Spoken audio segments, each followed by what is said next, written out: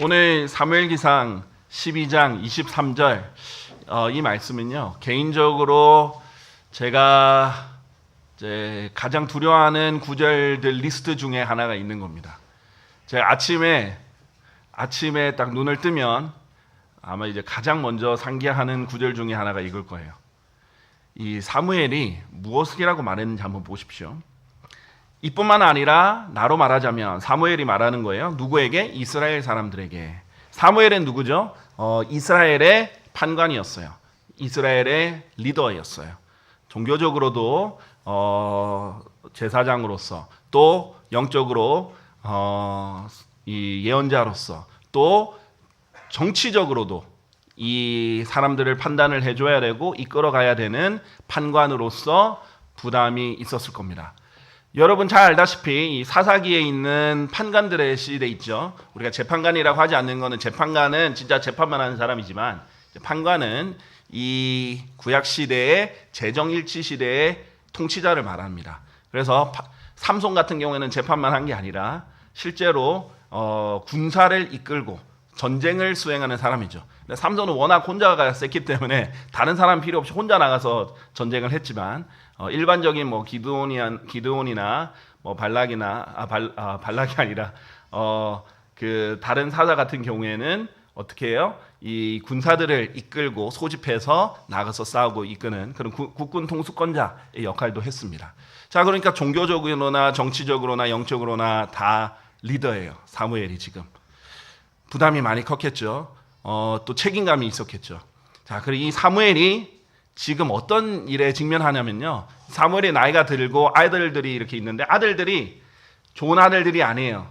아들들이 이제 탐탁치가 않으니까 이 사람들이 왕을 구하는 겁니다. 근데 왕을 구하는 목적이 불순합니다.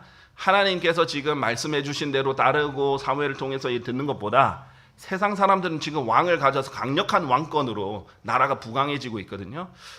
우리도 그렇게 됐으면 좋겠다. 이게 세상이 부러운 거죠. 하나님이 선택하신 민족인데 다른 이방 민족들이 부러운 겁니다. 그렇게 해서 이제 왕을 달라고 합니다. 하나님께 조금만 더 기다렸으면 하나님께서 원래 생각하고 있던 다윗이 준비되고 있었는데, 그럼에도 불구하고 이 사람들은 자기들 방식대로 원했기 때문에 결국 사울이 주어지게 되죠. 자, 그런 상태에서 사무엘은 일종의 거부를 당하는 상태입니다. 근데 하나님께서 너를 거부한 게 아니라 나를 거부한 거다, 이렇게 하는 겁니다. 결국은 그 회중의 말을 들어줘요. 자, 그런데 그것이 하나님 뜻이 아닐 수도 있죠.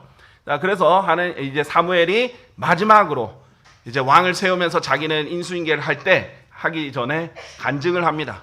내가 어느 누구에게 압제를 한 적이 있는지, 내가 뇌물을 취한 적이 있는지, 내가 재판을 왜곡을 한 적이 있는지, 이런 것을 하면서 묻는데 사람들이 다 없다고 대답하죠. 대단한 사람이죠, 사무엘은. 우리나라 정치인 중에 이런 사람 한 명도 없겠죠. 감히 전 국민이 대답하기로는 절대 그런 일 없었습니다, 이렇게 말할 수 있는 사람, 세상 역사에서도 굉장히 보기 드문 사람일 텐데 사무엘은 그런 사람이었어요. 자, 그래서 사무엘이 이제 마지막으로 이렇게 얘기를 합니다. 그렇게 얘기하는 것 중에 지금 중요한 자기와 관련된 부분인데 이스라엘과의 관계에서 얘기를 합니다.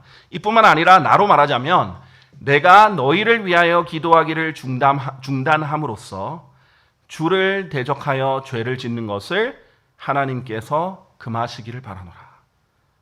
오히려 나는 너에게 선하고 옳은 길을 가르치겠노라 했어요. 사무엘은 참 신실한 사람이에요. 지금 이제 왕이 생기면 정치적인 권한은 왕에게 가죠. 하지만 여전히 사무엘은 예언자로서 또 제사장으로서 하나님의 말씀을 가르치고, 또 어떤 책무가 있는 거예요? 가르치겠노라 뿐만 아니라 그 전에 뭐 있었죠? 기도하겠노라 하는 거 있었죠. 기도할 영적 책무를 가지고 있는 거예요. 자, 그래서 이 사무엘은 내가 너희를 위해서 계속 중단 없이 기도하겠어, 이렇게 했는데, 지금 그냥 내가 너희를 위해서 기도할게 라고만 언급한 게 아니에요. 내가 만약에 너희를 위해서 기도하기를 중단한다면 나는 주를 대적하여 죄를 짓는 거다 라고 얘기를 하고 있습니다. 자, 이게 어마어마하게 무서운 일이에요. 영적인 리더가 그 담당하고 있는 그 사람들, 회중을 위해서 기도하기를 중단하면 회중한테 잘못하는 것도 아니고 미안한 것도 아니고 하나님께 죄를 짓는다. 굉장히 무서운 말이죠.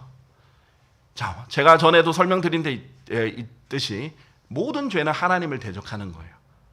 즉 자기가 기도해야 되는 필요가 있는데 하나님께서 사실은 이제 사무엘 같은 사람만 기도하는 게 아니에요. 영적 지도자들만 기도하는 거 아닙니다. 하나님께서 모든 개개인에게 뭐라고 명령했어요? 기도하라 라고 명령하셨어요. 끊임없이 기도하라 이렇게 말씀하셨는데, 그럼에도 불구하고 기도하지 않는다면, 기도를 중단한다면 그것 또한 하나님을 대적하여 죄를 짓는 거겠죠. 그래서 저는 오늘 이 부분을 가지고 기도하지 않는 것은 얼마나 큰 죄인지를 다루려고 합니다. 여러분, 우리 기억해야 되는 게 있습니다. 기도는요, 모든 일에 있어서 최우선의 필수 항목이지 최후의 수단이 아닙니다. 많은 사람들이 기도를 최후의 수단으로 연결해요. 자기가 가지고 있는 경험, 재력, 또 인맥, 능력 다 동원해서 어려운 일이 생기면 해보다가 안 되면 하나님 도와주세요. 이런 최후의 수단이 절대 아니에요. 제일 먼저 해야 되는 필수 항목이에요. 모든 그리스도인은 기도 먼저 해야 돼요. 병원에 갈 때도 가기 전에 기도 먼저 해야 돼요.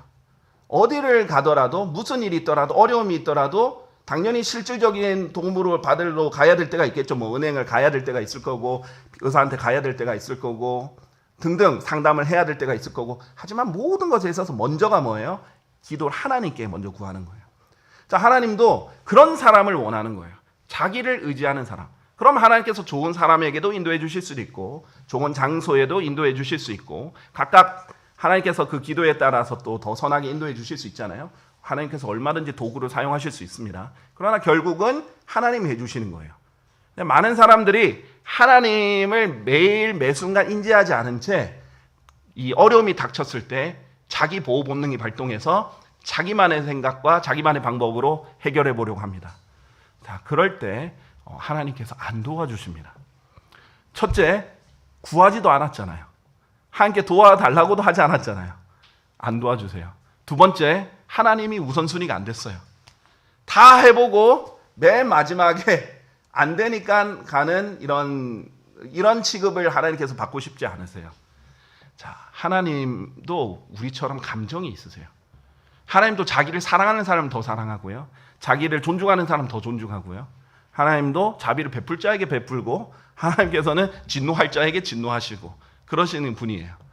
자, 그러면 여러분이 어떤 상황이 있든 하나님께서는 제일 먼저 보시는 게 뭐예요? 시험하시는 것은 얘가 어떤 상황에도 나를 먼저 찾는가, 그것입니다.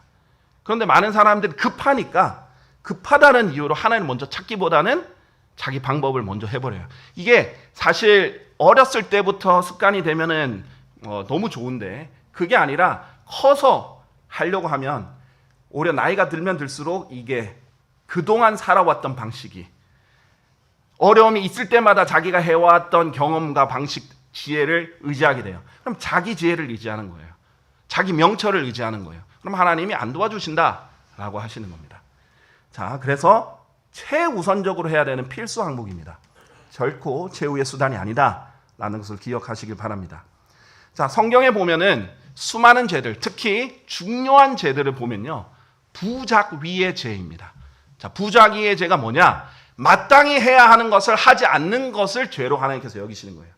자, 지금 사무엘이 내가 간음을 하면 하나님께 죄를 짓는 것이다, 이게 아니에요.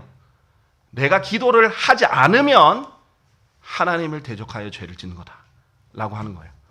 뭔가를 한 게 아니라 안 했는데 죄가 되는 거예요. 이게 부작위의 죄예요. 성경의 많은 부분이 해야 되는데 안 하는 것 때문에 큰 죄를 짓게 되는 거예요. 자, 구원도 마찬가지입니다. 그 어떤 흉악한 죄인도 구원받을 수 있어요. 이 시대는. 그렇죠? 예수 그리스도의 피로써 구원받지 못한, 용서받지 못할 죄는 이 시대에 단 하나도 없습니다. 자, 그런데도 불구하고 지옥에 가는 사람들이 있어요. 어떤 사람은 지옥 가는지 아십니까? 예수 그리스도를 거부한 사람은, 예수 그리스도를 받아들이지 않은 사람은 구원받지 못합니다.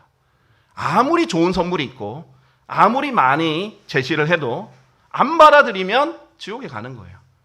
결국 예수님께서 죄에 대하여라 하면 나를 믿지 아니하는 것이다 라고 했어요. 자, 예수 그리스도를 믿지 않는 결국 그 죄 때문에 지옥에 가는 거예요. 결국은 사실은 살인이라도 강간이라도 뭐 그러면 안 되겠지만 절대 안 되겠지만 그렇게 끔찍한 죄라도 예수님 안에서는 다 용서받을 수 있는데 예수님을 믿고 받아들이기만 하면 되는데 안 했잖아요. 그럼 그것 때문에 가는 거예요, 지옥에. 자, 또한 인류 최초의 인류가 지은 죄가 바로 또 이 부자기의 죄입니다. 우리 창세기 한번 가볼게요. 창세기 2장 17절 보시겠습니다. 우리가 잘 알다시피 하나님께서 에덴 동산을 만드신 다음에 아담을 거기서 이제 만드셨고요. 그 다음에 이브를 또 만드셨어요. 그런데 아담에게 하나님께서 뭐라고 말씀하셨냐면요. 2장 17절을 보면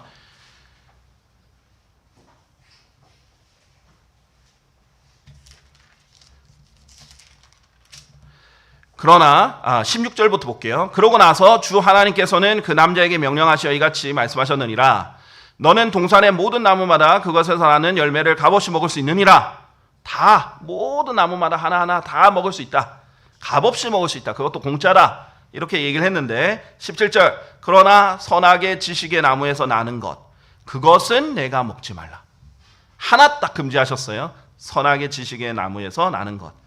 이는 내가 그것에서 나는 것을 먹는 그날에 너는 반드시 죽을 것이기 때문이라 했어요. 그날 반드시 죽는다. 절대 먹지 마라. 하나 금지하셨어요. 나머지 모든 것은 다 먹을 수 있다. 값없이. 하나님의 은혜가 굉장히 크죠. 그리고 하나님의 심판도 굉장히 엄숙합니다. 반드시 죽는다. 이렇게 하셨어요. 창세기 3장 1절 이 뱀이 사탄이죠. 연약한 이브부터 먼저 공략을 합니다. 이브에게 이렇게 말합니다. 진정 하나님께서 너희는 동산의 모든 나무에서 나는 것마다 먹지 말라고 말씀하셨느냐? 그러지 않았죠. 하나님께서 동산의 모든 나무에서 나는 것은 다 먹어도 된다고 했죠. 먹어도 된다 하셨느냐가 아니라 먹지 말라고 하셨느냐? not 하나 지금 바꾼 거예요. 자, 이렇게 시험을 합니다. 그리고 불만을 조성시켜요. 야, 하나님이 너무 째째하신데 그것도 뭐 먹지 말라고 하는 그런 것도 있어? 이런 식으로 모든 걸 먹지 말래? 이런 식으로 부추기잖아요. 사람 보통 누구를 이간질을 시키거나 뭘 불만을 폭증시키려면 이런 식으로 옆에서 말리는 시누이가 더 밉다고 이렇게 지금 뱀이 얘기를 합니다. 그랬더니 이 여자가 이렇게 바로 이브가 반응을 하죠. 그러나 그 여자가 그 뱀에게 이같이 말하였더라. 우리가 동산 나무들의 열매는 먹을 수 있으나 자 여기서 첫 번째로 무엇이 빠졌는지 아세요? 모든 나무에서 나는 것을 값없이 먹을 수 있다라는 것을 뺐어요. 자, 얼마나 큰 은혜입니까? 모든 나무마다 먹을 수 있어요. 나무에서 나는 것마다. 그리고 값없이 먹을 수 있다. 이 은혜거든요. 근데 이 은혜로운 부분을 두 개를 뺐어요. 아니, 뭐 나무들 먹을 수 있어. 나무에서 나는 열매 먹을 수 있어. 3절. 그런데 동산 한가운데 있는 나무의 열매에 관해서는 하나님께서 말씀하시기를 너희는 그것을 먹지도 말고 너희는 그것을 만지지도 말라. 너희가 죽을까 함이라. 이렇게 했어요. 자, 여기서 뭐가 첨가됐는지 아세요? 만지지도 말라. 지금 하나님 만지지도 말라는 말을 안 했어요. 뭐 지나가다 건드리면 넌 죽어 이게 아니라 먹지 말라고 한 거예요. 정확한 의지를 가지고 먹지 말라 했는데 만지지도 말라를 넣어버린 거예요. 자, 2절에는 뭐를 뺐어요? 하나님 은혜를 강조하는 모든과 그다음에 값없이를 뺐죠. 이제는 뭐를 넣었어요? 하나님이 금지한 것. 그것을 더 추가를 시켰어요. 이게 불평이 있는 것을 느낄 수 있죠. 하나님이 잘해주신 건 축소시키고 하나님이 하지 말란 것은 극대화시키죠. 사람들이 그렇습니다. 이야기를 전달할 때요. 자기 유리한 대로 전달하게 돼 있어요. 자기 입장대로 전달하게 돼 있어요. 그래서 항상 이야기는 꼭 양쪽의 측면을 다 들어봐야 돼요. 한쪽 측면만 딱 들으면 그쪽에 맞춰진 이야기가 전달되기 때문에 이쪽 반대쪽 얘기를 안 들으면 오해하게 돼 있어요. 사람은 그렇습니다. 사람은 모두 거짓말쟁이라고 했기 때문에 일단 그대로 말을 딱 옮겨서 전달하는 사람은 극히 드물어요. 그리고 자기의 감정이나 이런 걸 빼고 객관적으로 상황만 자기에게 불리할지라도 전달하려는 사람, 그런 사람도 드물어요. 그런 사람 대단한 사람들이에요.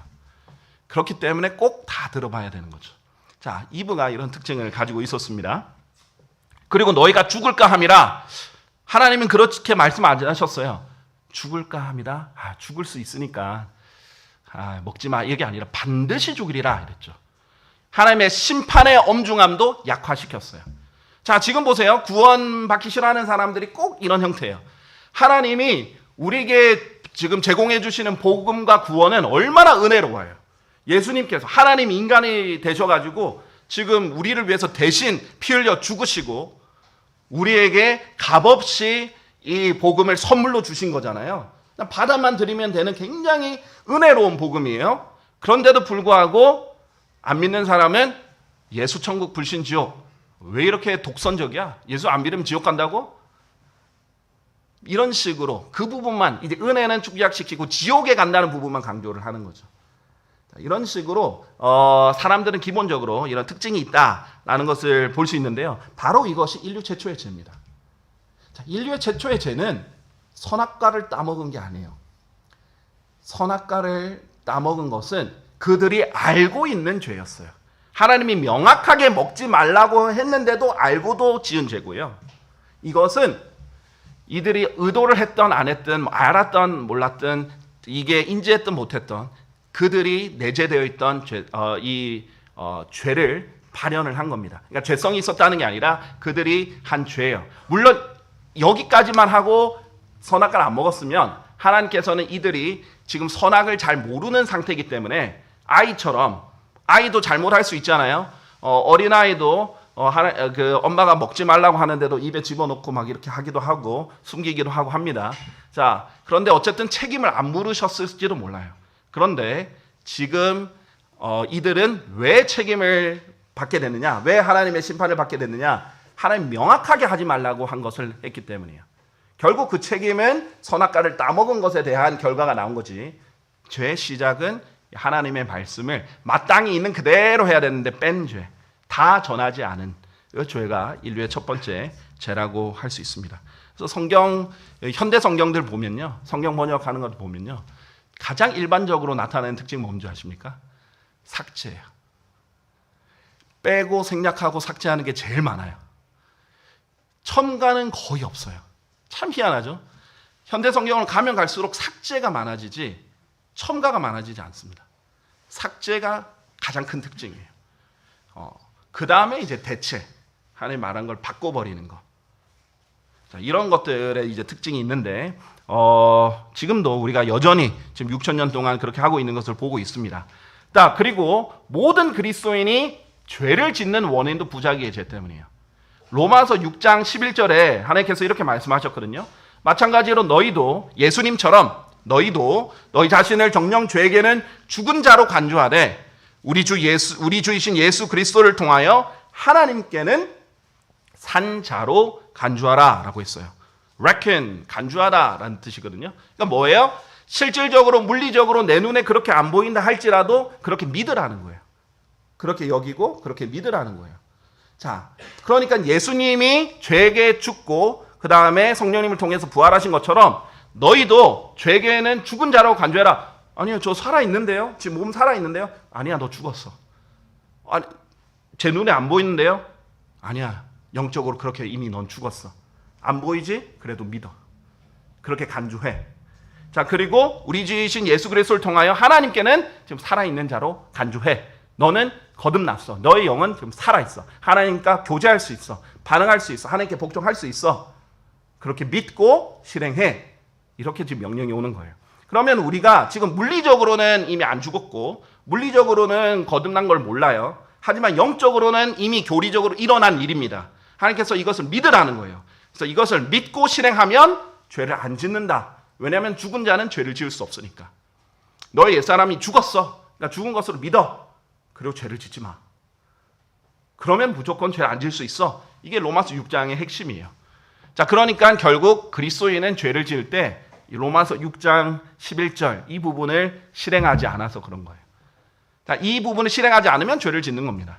부자기의 죄죠. 마땅히 해야 되는 것을 하지 않는 죄. 또 이제 이 중에서도 그리스도인이 가장 지기 쉬운 죄는 오늘 설교의 주제인 아마 기도하지 않는 죄일 거라고 생각합니다. 뭐 무조건 기도 시간만 많이 들려라, 뭐 횟수만 많이 들려라 하는 건 아닌데 그래도 어쨌든 자주 하고 또 정해놓은 시간이 있으면 도움은 되겠죠. 근데 많은 사람들이 기도를 위해서 따로 시간을 내놓거나 또 하나님이 하라는 그 기도 내용을 하지 않거나 또는 소홀히 여기거나 아니면 그냥 밥 먹고 잠잘 때만 기도하거나 아침에 일어나서 출근하기 전에 5분 기도하거나 이 정도.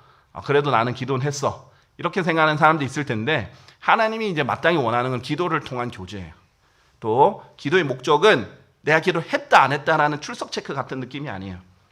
그게 이제 아직은 초보 단계죠. 출석 체크처럼 그래 나 오늘 한 번은 기도했지.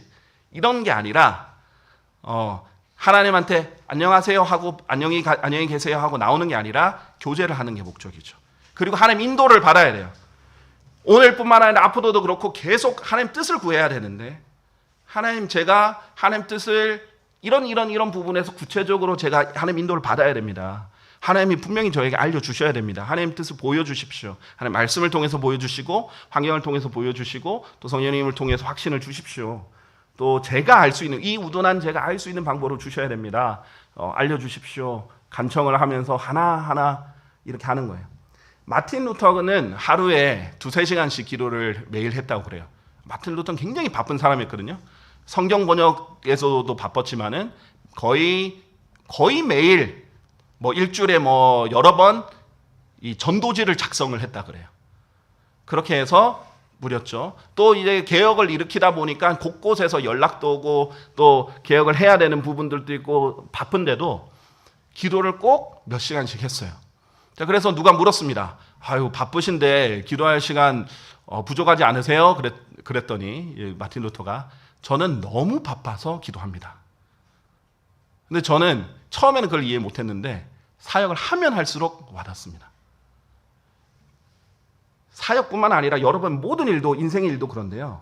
하나님께 구하고 하나님 인도를 받고 하나님께 기도하고 하나님 승인을 요청하고 하나님 도우심을 찾고 하나님 우선순위로 두고 기도를 해서 한 것은요. 마치 기차를 누가 밀어주는 것처럼 앞으로 갑니다. 인도돼요. 그리고 이루어집니다.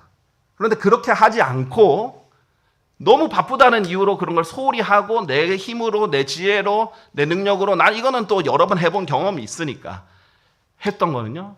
희한하게 다람쥐 쳇바퀴 돌듯이 돌아옵니다. 결국은 시간이 더 많이 걸려요. 더 오래 걸리고 성공도 못해요. 근데 하나님이 그리스도인이니까 더 그러십니다. 특히 이제 믿은 지 구원받은 지 얼마 안 될 때는 하나님께서 허용을 해주시거나 도와주실 수도 있어요. 기대치가 낮으시니까. 근데 이제 시간이 가면 갈수록 더더욱 하나님께서는 자기한테 의지 안 하면 일부러 일이 안 되게 해주세요. 왜? 자기를 더 찾으라는 거예요.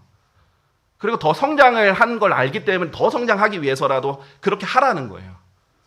정말 어떨 때는 막막하고 갑갑하고 해결책이 없을 정도 하나님 안 도와주실 때도 있어요. 그럼 더 하나님께 붙들라는 거예요. 하나님께 가까이 가라는 거거든요. 그런데 그렇지 않고 계속 자기만의 방식과 방법으로 이 꾀를 내고 검색해보고 찾아보고 연락해보고 막 열심히 뛰어다녀요. 그래도 안 될 수 있습니다. 그러니까 바쁘면 바쁠수록 특히 사역은요 기도로 이루어지는 거예요. 바쁘면 바쁠수록 하나님께 말씀드리고 하나님께 지혜를 구하고 하나님께 허락을 맡아야 돼요. 인도를 구하고. 자, 그렇게 해야 사역은 진행이 됩니다. 그러니까 바쁘면 바쁠수록 기도해야 될 목록이 가득한 거예요. 많은 거예요.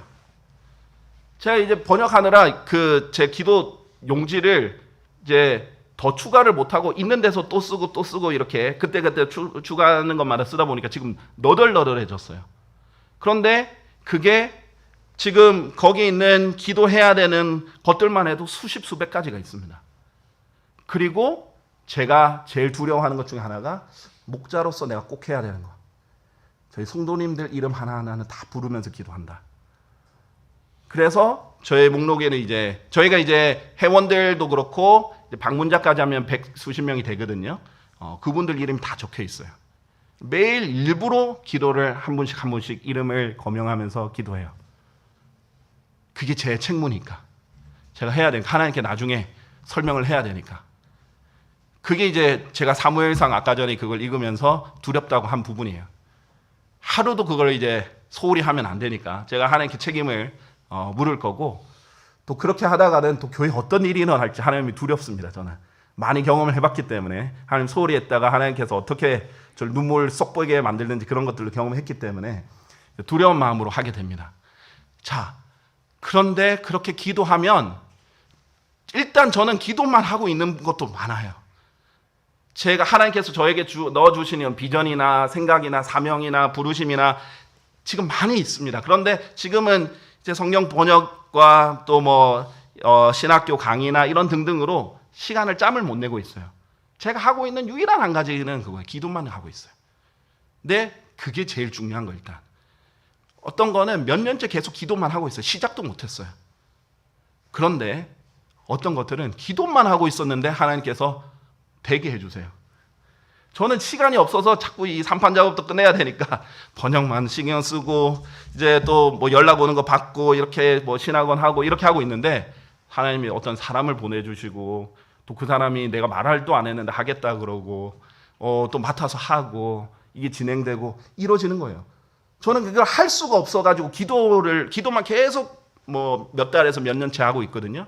근데 그런 것들이 하나씩 이루어지는 거예요. 제일 중요한 게 기도입니다. 바쁘면 바쁠수록 기도를 구체적으로 할 게 많아져야 돼요. 그리고 얼마나 지혜를 구할 게 많습니까? 기도하다 보면 굉장히 구체적이지거든요. 그리고 구체적으로 기도하면 할수록 삶에서 이게 하나님 지금 인도함이구나. 내가 기도해왔던 거기 때문에 지금 하나님이 이렇게 하라고 지금 보여주시는 거구나. 더 예민하게 감지할 수 있어요. 근데 특히 처음에는 중요한 것부터 그 습관을 꼭 들여야 돼요.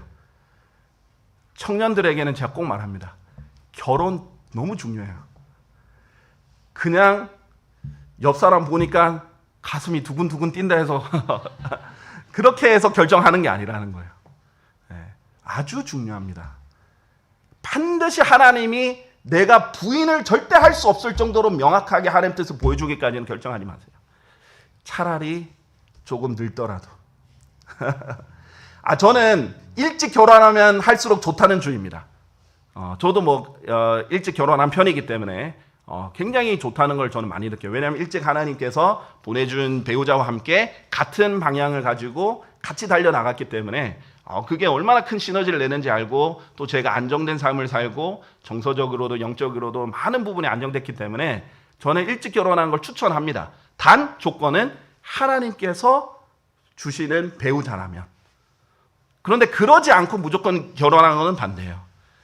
그래서 그 외에도 여러 가지 있죠. 사업이라든지 이사라든지 직장이라든지 등등.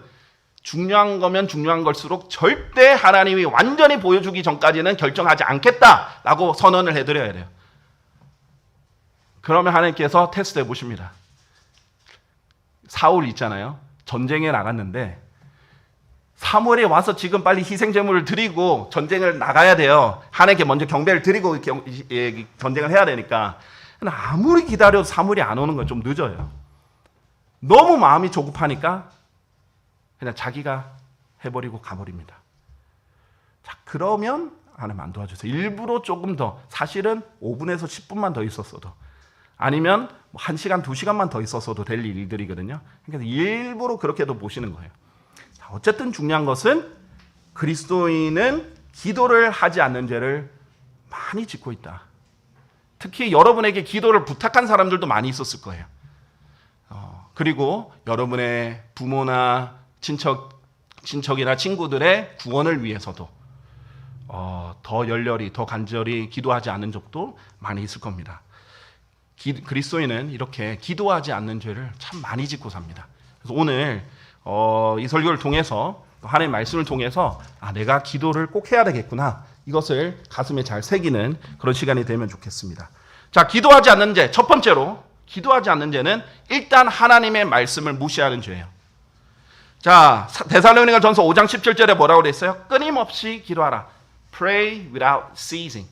쉬지 말고 기도하면은 휴식도 못 하고 기도하라는 게 아니라 끊임없이 중단 없이 계속 기도하라는 거예요. 자, 근데 하나님께서 예수님께서 이 지상 사역할 때도 기도의 중요성을 굉장히 강조를 많이 했어요.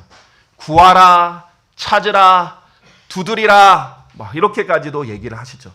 예수님이 뭘 원하는지 아세요? 그냥 누가 와서 예수님께 먼저 구하는 것도 원하지만, 그러면은 그냥 예수님께 나아가서 그냥 구하기만 하는 정도죠. 근데 그것보다 조금 더 적극적인 건 뭐냐면, 마치 보물찾기 하듯이 하나님 이렇게 막 열심히 찾아다니면서 하나님 해주세요 하고 찾는 기도예요. 더 좋아하시는 기도 뭔지 아세요? 당장 눈에 봤을 때는 문이 완전 닫힌 것 같아요. 이건 불가능해요. 지금은 아닌 것 같아. 완전 불가능해요. 그렇게 보이는 것도 닫힌 문도 두들겨서라도 계속 기도해가지고 기도로 여는 것을 보고 싶어 하세요. 하나님께서 그럴 때 열어주세요. 예수님 어떤 예를 들었냐면 크게 두 가지 예를, 이 기도의 중요성 그리고 끈질기고 간절한 기도의 중요성에 대해서 크게 두 가지 예를 들었는데, 하나는 이제 친구가 한밤중에 찾아온 거예요. 왜? 갑자기 밤에 손님이 왔는데 대접할 게 없어요. 특히 이제 동양 문화권에서는 손님한테 대접할 게 없으면 굉장히 큰 실례잖아요. 그래서 잘 아는 친구 집에 가서 거기에서 이제 문을 두드리면서 나 손님이 왔는데 빵 좀 줘 하고 깨웁니다. 근데 뭐 밤 12시, 뭐 새벽 1, 2시 이거니까 이제 친구가 나 지금 자고 있어. 가족도 다 자고 있어. 내일 와, 다음에 와. 이렇게 얘기합니다. 친하니까 더 그렇겠죠. 그랬더니 안 돼. 지금 필요해. 빨리 줘. 지금 줘. 계속 두드리니까 잠을 못 자겠는 거예요. 그래서 친구가 친구라는 이유만으로는 절대 주지 않는데 너무 끈질기게 두드려가지고 문을 열어서 주고 보낼 거라는 거예요. 자, 인간은 그러면은 귀찮아서 줍니다. 하나님은 귀찮아하지 않고 그걸 바라는 거예요. 근데 인간에게 이해하기 쉽게 알려주는 거예요. 또 하나의 비유는 불의한 재판관, 부정하고 비리도 많고 뇌물도 받는 그런 재판관이 있는데, 이 가부가 있어요. 예전에는 특히 가부 같은 경우는 힘이 없죠.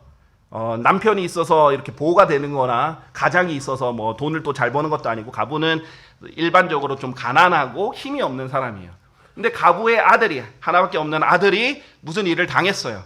그래서 공정한 재판이 빨리 필요한데 이 불의한 재판한테서 제발 이 아들을 위해서 재판을 제대로 해달라고 구합니다. 이 불의한 사람은 뇌물이 없으면 안 움직이는 사람이에요. 가부가 뭐 말로 해서 절대 안 해줄 사람이에요. 그런데 가부가 계속 쫓아다가지고 간청을 하니까 내가 이대로 있다가 죽겠는데 안 되겠다, 빨리 해줘야겠다. 그렇게 해서 해준다는 거예요. 하나님이 원하신 그 예시를 들으면서 예수님이 뭐라고 했냐면 이렇게 기도하라. 자, 여러분 언제 마지막으로 너무 간절하게 하나님 제발 들어주세요. 자, 하나님 뜻을 안 보여주면은 제가 오늘 안 일어나겠습니다. 이 자리에 무릎 꿇은 데서 안 일어나겠습니다. 제발 하나님 알려주세요. 하나님 제발 보여주세요. 이렇게 간절히 구한 적이 언제입니까? 그냥 기도 한번 던져보듯이 탁 해보고 안 되면 말고 이런 식으로 기도를 하십니까? 하나님께서 원하시는 거는 정말 간절한 기도예요. 그건 믿지 않으면 안 돼요. 그 말이 뭐냐면 하나님이 안 도와주시면 안 됩니다. 하나님밖에 없습니다. 그것도 경배예요. 하나님 최우선으로 자리에 놓아드리는 거예요. 뭐 기도 안 들어주셔서 제가 제 친구들 좋은 친구도 있으니까 할 수 있어요. 이렇게 생각하면 안 도와주시죠. 자, 두 번째로 기도하지 않는 죄는 하나님과의 교제를 거부하는 죄예요. 자, 우리가 그리스도인으로서 어떤 지위를 가지고 있습니까? 예수 그리스도의 신부라는 지위를 가지고 있어요. 자, 그럼 예수 그리스도는 누구예요? 저희 신랑이에요. 자, 신랑이 너무 사랑해서, 신부를 사랑해서 자기 목숨까지 바쳐서 신부를 구했단 말이에요. 이제 결혼식만 기다리고 있어요. 마치 이제 사귄 지 얼마 안 된 그런 풋풋한 그런 애정을 가지고 매일 대화를 하고 싶고, 이제 먼 거리니까 전화라도 이렇게 자주를 해서 이렇게 만나고 싶은데 전화를 안 걸어.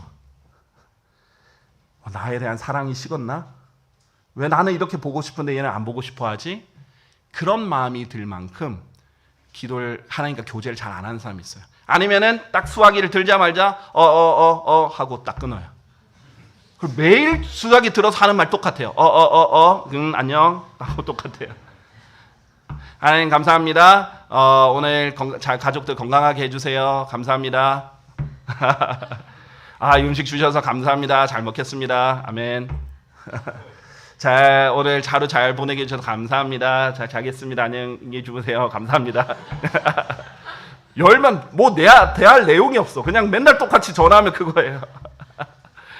그러면 예수님이 이 사람 애정이 식었구나 이렇게 생각하지 않겠어요? 교제를 거부하는 죄예요. 자, 죄의 특성이 하나님께 숨고 싶어요. 자, 하나님 빛으로 나가면 나갈수록 더 빛으로 가고 싶어하는 게 사람의 특성인데 죄가 있으면 자꾸 숨어버리고 싶어요. 첫사람 아담이 어떻게 했어요? 죄를 짓자마자 숨어버렸죠. 그때 하나님 뭐라고 하셨어요? 내가 어디에 있느냐? 찾아다녔어요. 그런데 숨어 있었어요. 하나님께서 계속 찾으면서 만나길 원하고 교제하길 원하는데 죄를 지으면 숨어버리는 거예요. 자기가 안 똑똑한 거예요. 맨날 하면은 자백 기도밖에 없어. 생각해보세요. 애인이 이렇게 뭐 원거리 연애를 하는 사람이 전화를 했는데 미안, 내가 너 놔두고 다른 사람이랑 좀 바람을 폈어. 미안해. 용서해줘. 다음날 전화해서 미안, 내가 너 말고 다른 사람이랑 바람을 폈어. 용서해줘. 내가 정말 잘못했어. 안 그럴게. 매일 전화할 때마다 그것만 하는 사람이 있다면 어떻게 했습니까? 하나님께서 우상숭배를 간음이라고 하셨어요. 하나님보다 더 사랑하면 우상숭배야. 탐욕은, 탐심은 우상숭배라고 하셨어요. 하나님 가장 먼저 사랑하길 원해요. 하나님 그 사랑을 받고 싶은 거예요. 이미 우리에겐 엄청난 사랑을 주셨거든요. 받고 싶은 거예요. 같이 이게 돼야 되죠. 그렇죠? 서로 주고 받아야 되는데. 근데 교제를 안 하는 거예요. 그러면 정말 하나님의 이 교제를 거부하는 겁니다. 여러분 잘 알다시피 기도의 사람이라고 알려져 있는 5만 번 이상의 기도 응답을 받았다고 알려져 있는 조지 뮬러가 이렇게 말했습니다. 정말 무엇보다도 기도를 소중히 여겼던 사람인데요. 자, 이렇게 말합니다. 평소에 아침에 기도로 하나님과의 관계를 바로잡을 때까지는, 아침에 기도로 하나님과의 관계를 바로잡을 때까지는 절대로 골방에서 나오지 말라. 이런 얘기도 했고요. 자, 그 다음에 이렇게도 말했습니다. 새로운 장소들과 멋진 경치들을 보며 여행하는 것을 나보다 더 열광하는 사람은 거의 없을 것이다. 조지 뮬러가 여행을 굉장히 좋아했어요. 하지만 하나님의 은혜로 주 예수 그리스도의 아름다움을 발견한 나에게 이것들은 모두 시시해져 버렸다. 그 여행보다 더 설레는 것이 매일 하나님 예수님 안에서 그 거룩함의 아름다움을, 또 교제의 달콤함을 느끼는 것이 더 좋다. 이거죠. 그렇게 돼야 됩니다. 지금도 하나님께서 계속 찾으실 거예요. 아무개야, 내가 어디 있느냐? 내가 어디 있느냐? 계속 문을 두드리는 거예요. 문 밖에 서서 계속 문을 두드리는데 문을 안 열어줘요. 그게 라오디케아 교회의 특징이었죠. 자, 다음, 기도하지 않는 죄는 성령님의 사역을 가로막는 죄예요.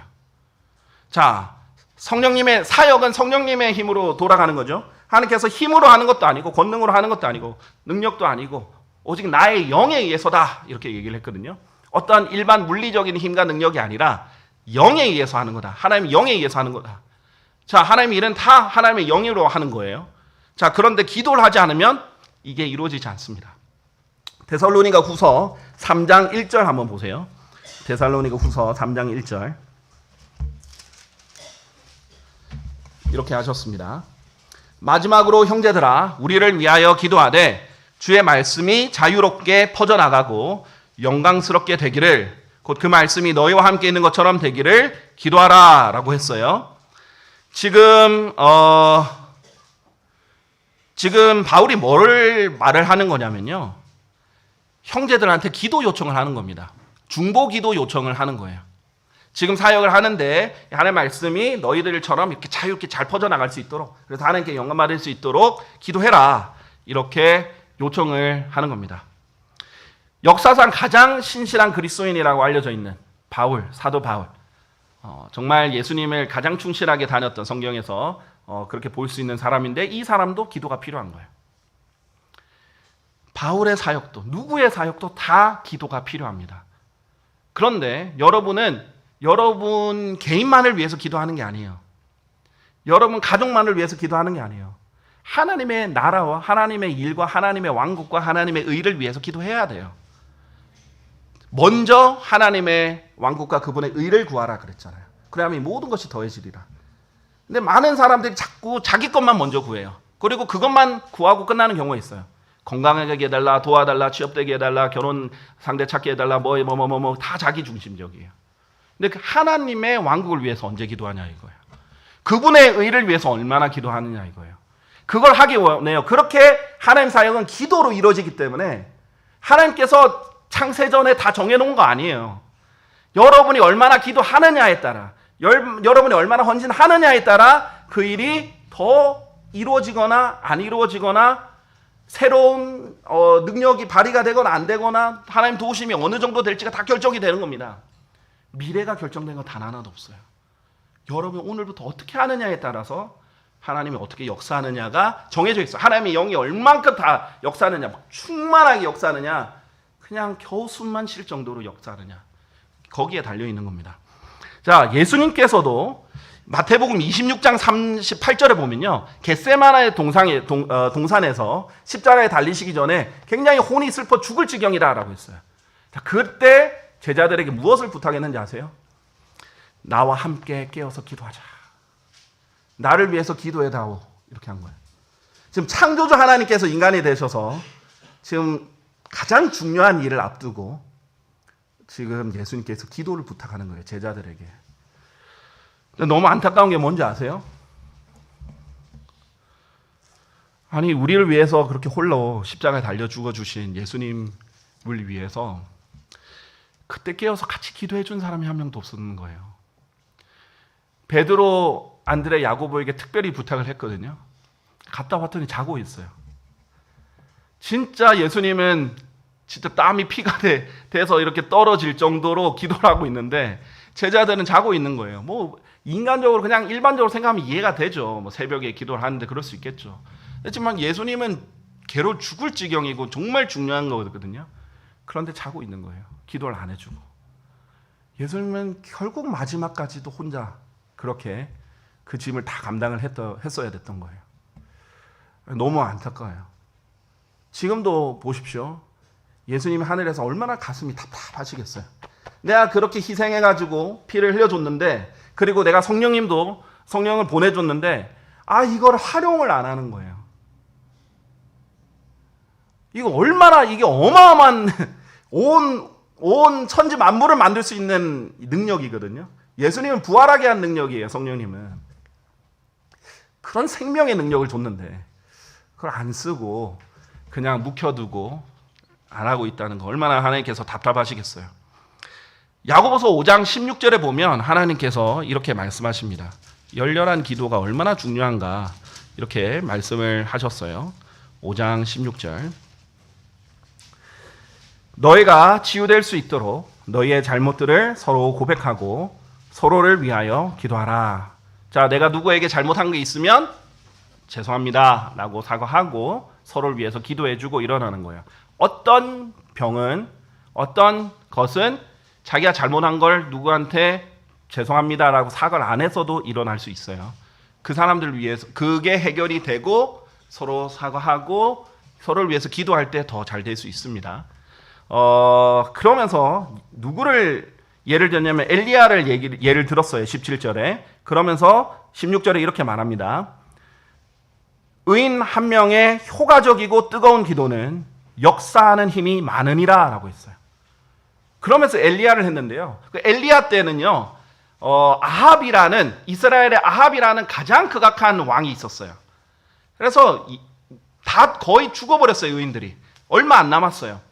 다 변절이 됐고 멀리 가 있고, 엘리야는 자기가 혼자인 것처럼 느꼈지만 하나님께서 아직도 바알에게 무릎 꿇지 않은 그런 7,000명을 뒀다, 이런 것을 위안을 해주셨죠. 근데 그만큼 혼자인 것처럼 그렇게 느끼고 사역을 했던 사람인데요. 엘리야가 혼자서 기도했더니 3년 반 동안 비가 안 왔어요. 그리고 엘리야가 혼자 기도했더니 비가 왔어요. 그 3년 반 동안 수많은 사람들이 기도했어요. 그냥 거짓 사역자들만 기도한 게 아니에요. 수많은 사람들이 기도했어요. 안 왔어요. 엘리야가 기도하니까 비가 왔어요. 한 명이에요. 한 명의 기도로 그랬다는 거예요. 이스라엘에 그 수백만 명, 수천만 명 있었을 텐데 한 명의 기도만 못했다는 거예요. 하나님 절대로 숫자로 일하지 않으세요. 저 교회는 막 몇만 명씩 모이는 교회니까 하나님께서 기뻐하시겠지. 아니에요.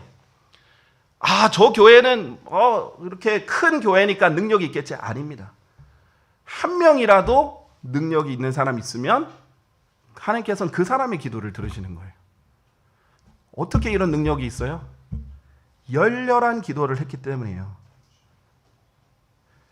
뜨거운 기도라고 있어요. 효과적이고 뜨거운 기도예요. 자, 일단 효과적이라면 성경을 알아야 돼요. 무엇을 기도해야 되고 하나님이 약속을 어떻게 주장해야 되고 하나님 약속들은 성경에 무엇이 있는지 알아야 돼요. 그리고 이런 기도는 하나님께서 안 좋아하시고 이런 기도는 하나님 시험하는 거고 이런 기도는 명령하듯 하는 거고 뭐 이런 것들을 알아야 돼요. 그래서 효과적으로 기도해야 돼요. 동시에 뜨겁게 기도해야 돼요. 지금 겨울인데 기도하다 보니까 땀이 흘렀다. 그 정도는 뜨겁게 기도를 해야 된다. 저는 그렇게 봅니다.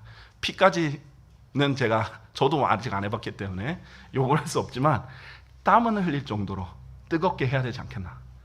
그런 생각을 합니다. 그런 사람의 기도는 효과적이고 역사하는 힘이 많은 거예요. 하나님께서 그런 한 사람을 찾고 계십니다. 자, 네 번째로 기도하지 않는 죄는 지옥에 가는 혼들을 방조하는 죄입니다. 에스겔서 3장 18절 한번 보겠습니다. 에스겔서 3장 18절에 보시면요.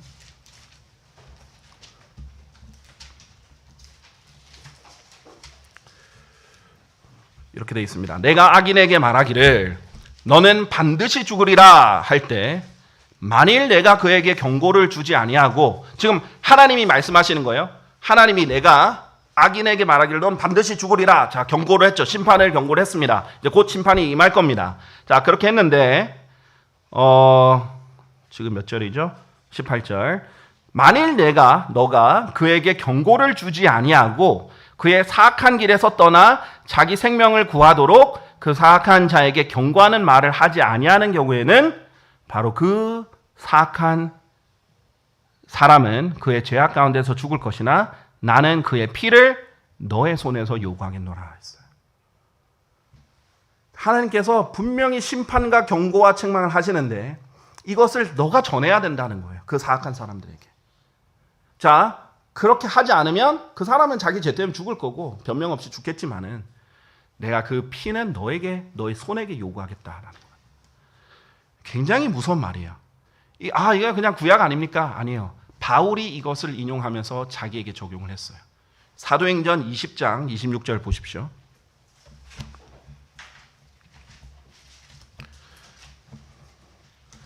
사도행전 20장 26절에서 이렇게 말합니다.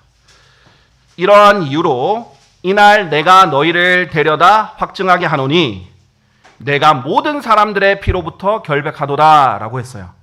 그 전에 보면 25절에 보면 너희 가운데 내가 다니며 하나님의 왕국을 선포하였으나 이제는 너희 모두가 나의 얼굴을 더 이상 보지 못하리라는 것을 내가 아노라. 지금 이제 마지막 작별하기 전에 내가 너에게 하는 말씀을 이렇게 알려주고 이렇게 했지 않냐.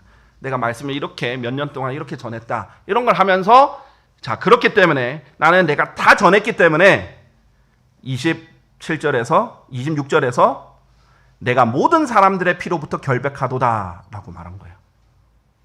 엄청난 선언입니다. 바울은 적어도 자기가 책임이 갈 만큼 그 사람을 만나거나 연결이 되거나 라고 했을 때 반드시 복음을 전한 거예요.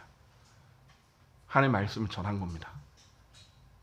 이 서울 도시에 몇천 명이 지나가는데 갑자기 옷 스쳐 지나갔다고 다 책임이 있다 그 말이 아니고요. 적어도 하나님께서 기회를 주셨는데, 그렇죠? 그 기회를 주셨는데 주춤하고 머뭇거리고 쑥스러워하고 안 하고 이렇게 하다가 안 했잖아요. 그 책임은 그 사람에게서 묻겠다는 거예요. 바울이 나는 모든 사람들의 피로부터 결백하다 라고 했어요. 참 무서운 말입니다. 여러분 잘 복음 모르는 분은 여기 없을 거예요. 다 구원 받으셨으니까. 복음을 알기 때문에 구원 받았겠죠. 그럼 누구든지 복음을 전할 수 있어요. 복음은 단순한 거기 때문에. 그래서 우리는 당연히 복음을 전해야지만 복음을 전할 기회나 환경도 구해야 되고 능력도 구해야 되고 그 죄인들의 혼을 위해서도 기도를 해야 됩니다. 특히 영원히 지옥 불에서 고통받을 죄인들에 대한 연민과 안타까움으로 기도를 해야 돼요. 근데 그런 기도가 없이 냉랭하게 기계적으로만 하면 하나님의 역사가 줄어들겠죠. 특히 여러분의 친구나 가족이나 주변 사람들에게 정말 기도를 뜨겁게 해야 돼요. 그 사람에게 특히 책임이 있습니다.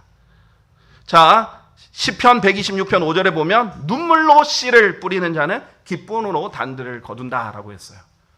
자, 하나님께서 이 복음을 전하는 걸 씨를 뿌리고 그 사람을 예수님께로 인도하고 구령하는 것을 단을 거두는 것으로 예를 드셨는데 어떻게 해야 된다? 눈물로 해야 된다. 눈물 없이 눈물로 하면 기쁨으로 거둔다라는 겁니다. 자, 근데 많은 사람들 눈물 없이 복음을 대하죠. 혼들을 위해서 기도하지 않습니다. 지금도 수많은 혼들이 지옥에 가는 이유는 그들을 위하여서 눈물로 기도하는 사람이 거의 없기 때문이에요. 자, 인디언들의 선교사 데이비드 브레이너드라는 사람이 있습니다. 이 사람은요, 저도 이 사람 책을 읽어봤는데 교리는 배울 게 별로 없어요. 답답합니다. 그런데 이 사람의 열정은 엄청나게 도전적이에요. 그래서 혼들을 향한 뜨거운 열정을 지녔던 사람이라서요. 이 사람의 생애, 이 사람의 자서전, 아주 어린 나이에 죽었어요. 20대 때 죽었어요.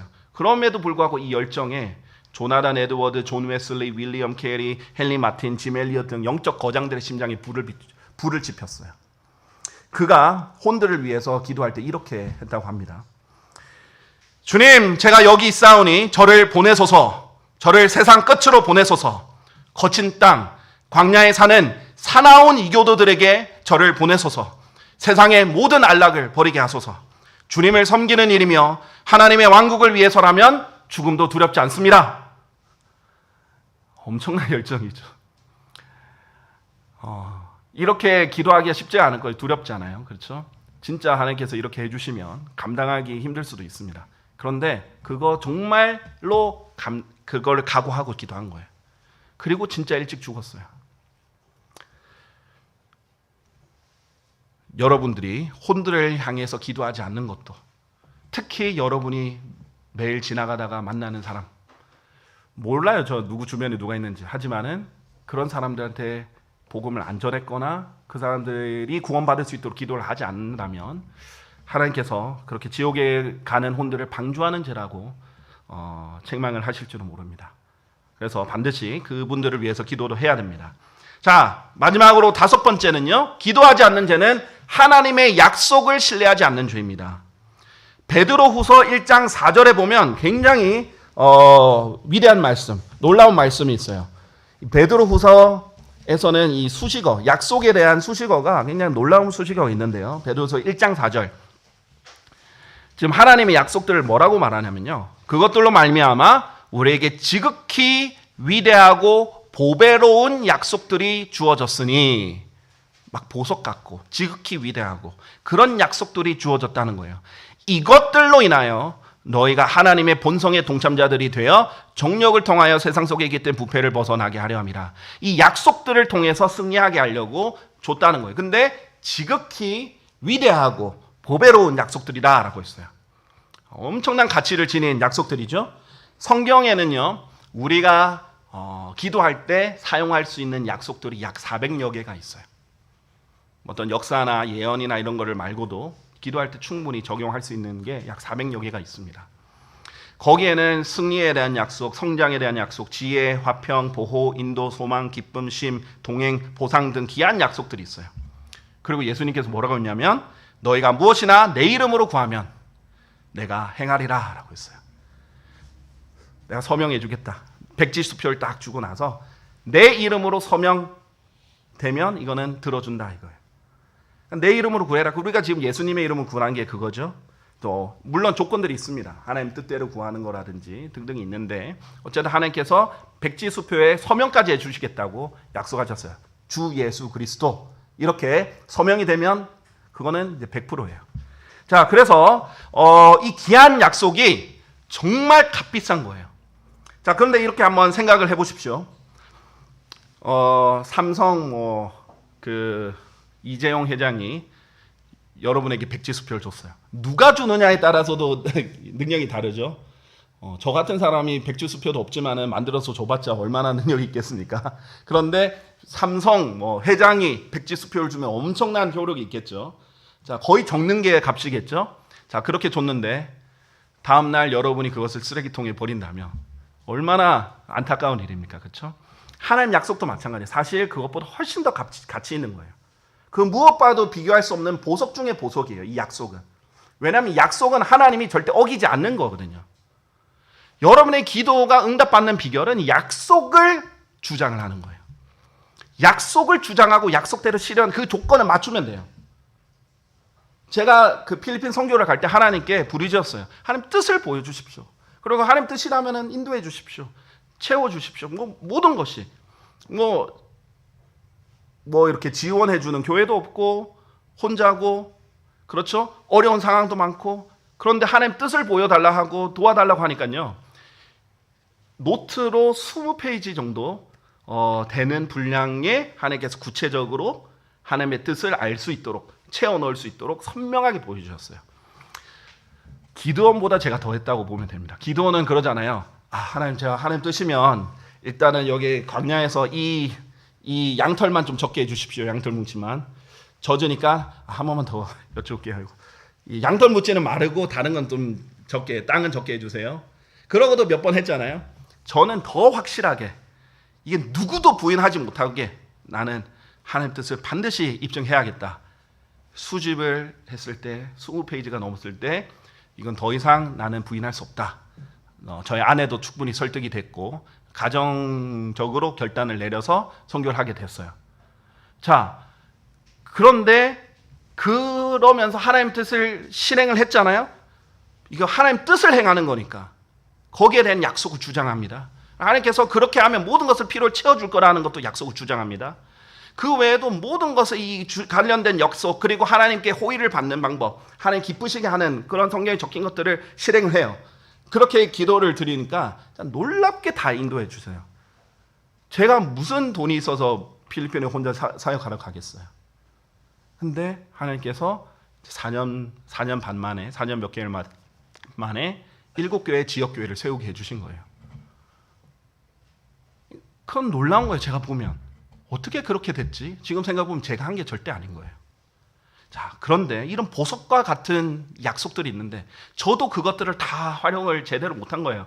저도 하나님께 죄를 많이 지었죠. 훨씬 더 제가 더 잘 기도를 할 수 있었는데 소홀히 했던 적도 많이 있습니다.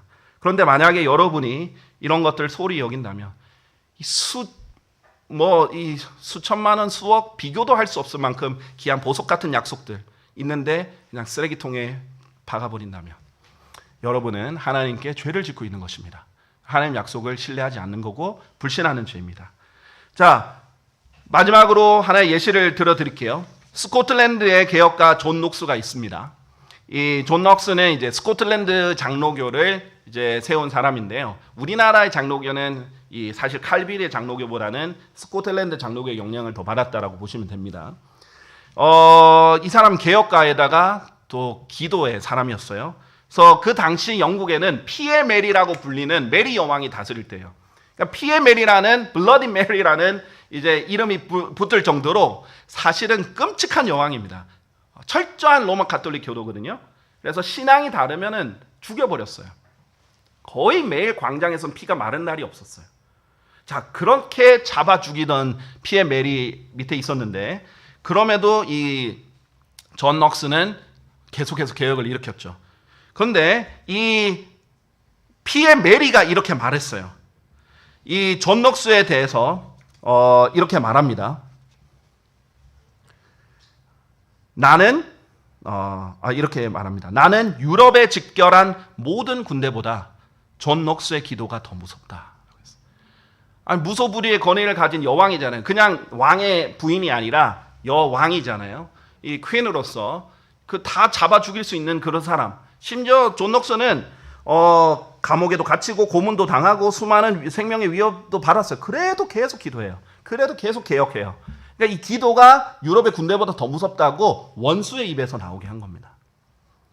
자, 기도는 정말 능력 있어요. 지극히 위대하고 보배로운 이 약속을 만약에 계약서 한 장보다 더 못하게 여긴다면 여러분 하나님께 죄를 짓고 있고 이것을 지극히 작고 천한 약속으로 여기고 있다는 것을 기억하시길 바랍니다. 미국의 한 설교자는 이렇게 말했습니다. 당신과 나의 가장 큰 죄는 기도하지 않는 죄이다. 나의 실패들은 기도하지 않은 실패들이다. 혼들이 구원받지 못하는 주된 이유는 그들을 위한 기도가 부족하기 때문이다. 나의 망설임과 지혜 없음과 하나님의 인도를 받지 못함은 모두 기도하지 않는 데서 나온 결과이다. 오 끔찍한 죄, 기도하지 않는 죄요. 여러분이 제가 생각했을 때 가장 쉽게 지을 수 있는 죄, 그리고 가장 감각이 무뎌져 있는 죄, 그리고 여러분을 잠식할 죄, 하나님께 그리스도 심판서에서 가장 많이 책망을 받을 죄, 아마 기도하지 않는 죄가 아닐까 생각됩니다. 여러분이 만약 나는 담배도 안 피고 술도 안 마시고 교회도 꼬박꼬박 잘 나오니까 괜찮은 사람이다. 나는 별로 죄를 많이 안 짓고 산다라고 생각하면 착각입니다. 성경의 큰 죄들은 대부분 부작위의 죄예요. 안 하는 거예요. 안 하는 죄가 더 큰 죄라는 것을 기억하시길 바랍니다. 자, 우리 다 같이 살아계시고 높고 높으시며 위대하신 주 하나님 아버지, 정말 전지전능하신 주님께서, 이 온 천지 만물을 소유하신 주님께서, 아무것도 아쉬운 것이 없으신 주님께서 저희가 구하기를 원하고 또 찾기를 원하고 또 두드리기를 원하고 매일 오기를 원하고 간절히 구하기를 원하고 자기 자신만 신뢰하기를 이렇게 원하시는 그런 정말 인격적이시고 사랑이 많으시고 또 위대하신 주님신 그 모든 것으로 인하여 주님을 찬양을 드립니다. 주님, 그리고 저희에게 지극히 위대하고 보배로운 약속들을 주셔서 감사합니다. 저희가 이 약속들을 주장하고 사용하고 신뢰하고 적극적으로 주님의 왕국과 주님의 의를 위해서 사용해서 정말 하나님의 영광이 돌려지고 하나님의 일이 이루어지고 또 하나님이 원하시는 또 각자의 인생에서 원하시는 일이 일어날 수 있도록 주님께서 도와주시길 간절히 기도드립니다. 주님, 각자의 가정에서 기도가 회복되게 해주십시오. 개개인의 삶에서 기도가 회복되게 해주십시오. 이 교회에서 이 기도가 뜨거운 심장처럼 타오르게 해주실 간구드립니다. 좀 그래서 저에게 맡겨주신 주님의 귀한 일들이 단순히 어떤 노력과 시간과 일로만이 아니라 기도로 이루어질 수 있도록 도와주실 간절히 기도드립니다. 주님, 주님께서 주님의 자상한 가르침에 감사드립니다. 오늘 이 지나고도 절대 잊지 않고 지속할 수 있도록 마음 깊숙이 새길 수 있도록 잘 뿌리 내릴 수 있도록 도와주시옵소서. 주님께 감사드리며 여기 계신 또 온오프라인에 있는 모든 성도님들 주님께서 복을 주시고 동행해 주시옵소서. 위대하신 주 예수 그리스도의 이름으로 기도드렸습니다. 아멘.